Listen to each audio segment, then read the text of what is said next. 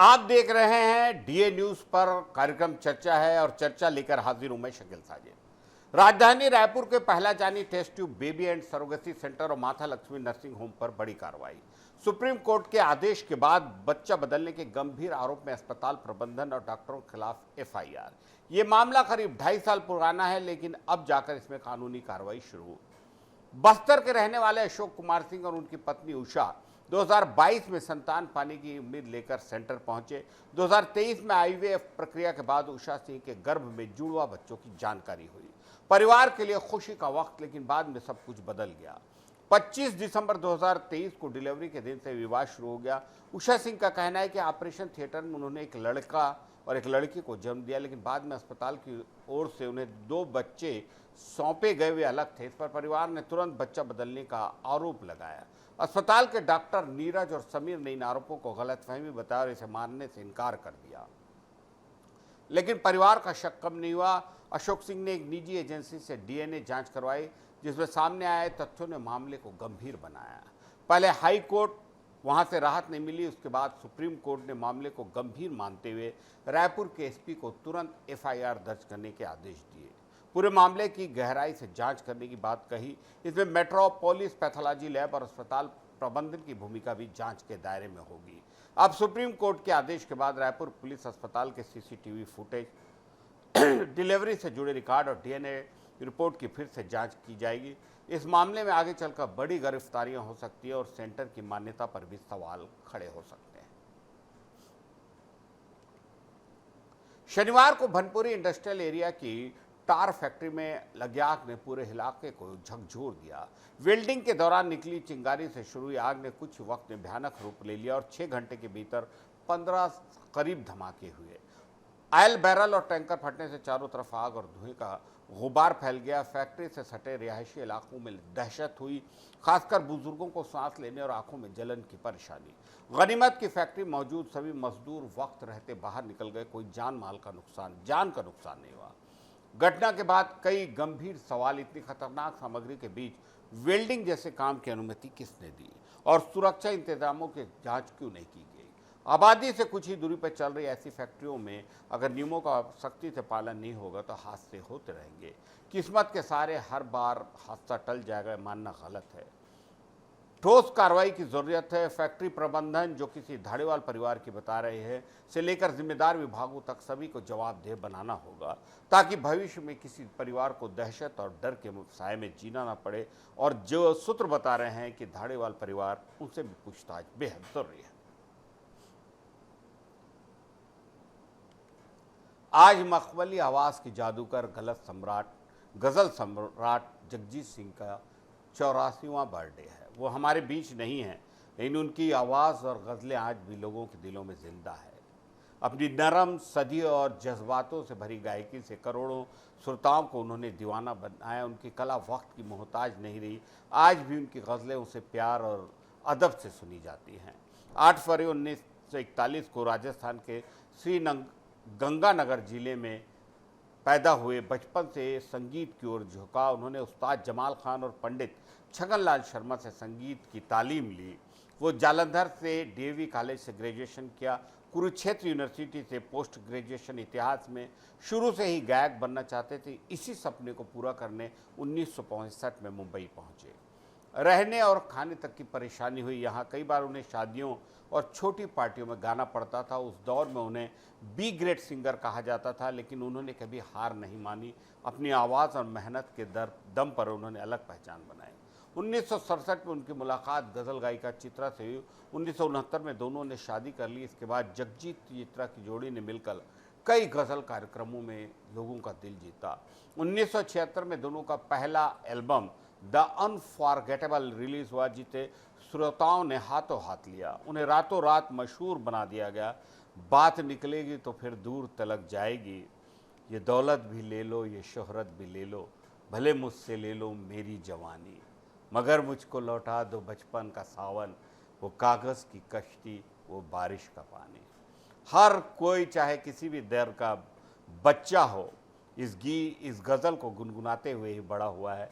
और जगजीत सिंह इस गज़ल के सबसे खूबसूरत गायक हैं।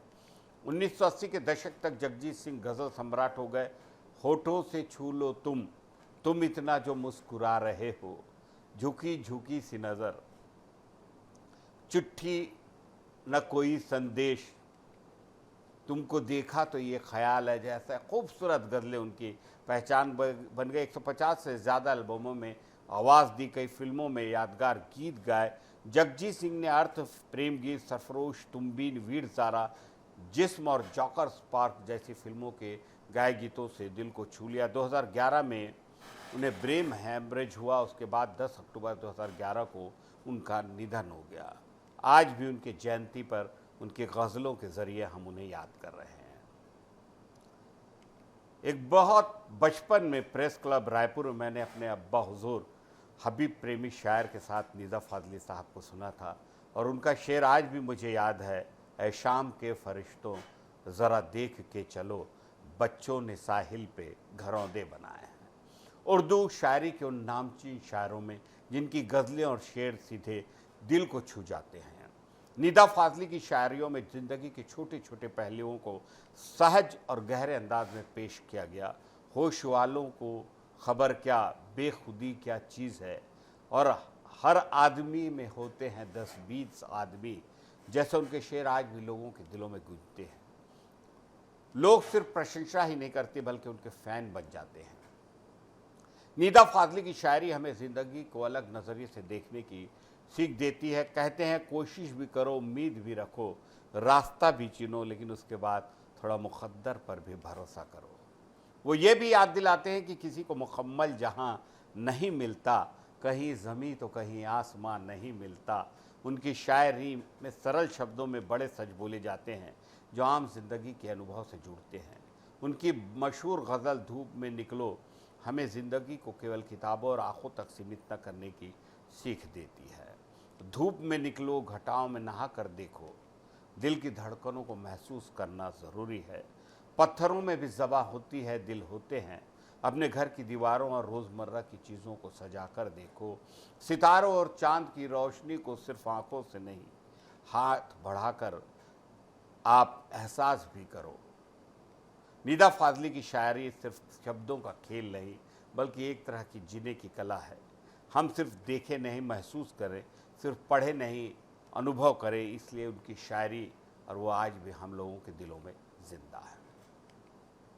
एक और शानदार नाम, वंडर बॉय। जी हाँ, 1984-85 का वो दौर जब भारतीय क्रिकेटर और कलाई के जादूगर के नाम से मशहूर मोहम्मद अजहरुद्दीन भारतीय टीम में आए थे और इंग्लैंड के खिलाफ लगातार 3 टेस्टों में 3 सेंचुरी ठोक कर उन्होंने जो विश्व रिकॉर्ड बनाया वो आज तक टूटा नहीं है। 8 फरवरी 1963 को हैदराबाद में पैदा अजहरुद्दीन अपने बेहतरीन शॉट्स, फ्लिक और कट के लिए जाने जाते हैं। मैदान पर उनकी कलाइयों का जादू मैच का रुख बदल देता था। लेग साइड हो, ऑफ साइड हो, अजहर के शॉट में बेहद खूबसूरती होती थी। स्लॉग शॉट्स भी बड़े आराम से लगा लेते थे। उनके खेल को देखकर फैंस दीवाने हो जाते थे। इंग्लैंड के खिलाफ जैसा मैंने बताया 31 दिसंबर 1984 से 31 जनवरी 1985 के बीच 3 शतक उन्होंने लगाया। जब कोलकाता के ईडन गार्डन में डेब्यू पारी में उन्होंने 110 रन बनाए। दूसरे टेस्ट चेन्नई में 48 और 105 रन की पारी खेली। तीसरे टेस्ट कानपुर के ग्रीन पार्क में उन्होंने 122 और 54 नॉट आउट की पारी खेली। इस तरह 3 टेस्ट 3 शतक। कहा जाता है कि शतकों की हैट्रिक अजहर के नाम दर्ज है, और जैसा कि कुछ लोगों का कहना है, ये र्यूमर भी हो सकता है कि अगर 54 नॉट आउट पर पारी डिक्लेयर नहीं करते सुनील गावस्कर तो शायद अजहर जिस अंदाज में खेल रहे थे चौथा शतक भी लगा जाते। केवल 99 टेस्ट खेले। उनके कैरियर को मैच फिक्सिंग में संलिप्तता की वजह से बीसीसीआई ने रोक दिया। इसी वजह से वो 100 टेस्ट का ऐतिहासिक रिकॉर्ड नहीं बना पाए। अजहर ने कुल 99 टेस्ट मैचों में 22 शतक, 21 अर्धशतक के साथ 6215 रन बनाए। सर्वाधिक 199 रन, 105 कैच भी लपके उन्होंने। वनडे में अजहरुद्दीन ने 334 मैच खेले, 36.92 के औसत से 9378 run, 156 catch. Azhar one day format में भारत की ओर से सबसे ज़्यादा कैच लपकने वाले गैर विकेट कीपर खिलाड़ी हैं। ये उन खिलाड़ियों में भी शामिल हैं जिन्होंने पहले और आखिरी टेस्ट मैच में शतक बनाया। कप्तानी के दौरान भारत ने 14 टेस्ट और 113 वनडे मैच खेले। अजहर 2009 में कांग्रेस पार्टी में शामिल होकर राजनीति में गए। 2012 में आंध्र प्रदेश हाईकोर्ट ने उनके ऊपर लगे आयोजन प्रतिबंध को हरा दिया। 2019 में वे हैदराबाद क्रिकेट एसोसिएशन के अध्यक्ष भी बने।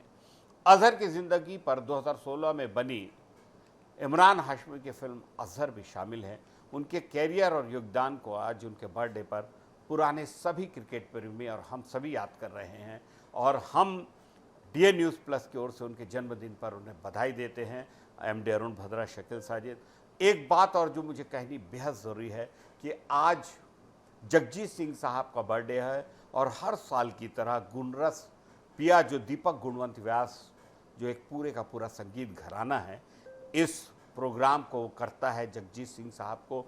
और इस प्रोग्राम में रंजना, वैशाली, अनुराधा, लता के साथ साथ अतीक रहमान, डॉक्टर जावेद, गौतम घाटगे, गिरीश मिश्रा और अरुण शुक्ला जैसी शानदार आवाज़ें हमें सुनने को मिलती है। और आज भी ये प्रोग्राम महेश भवन आरकेसी के सामने में है।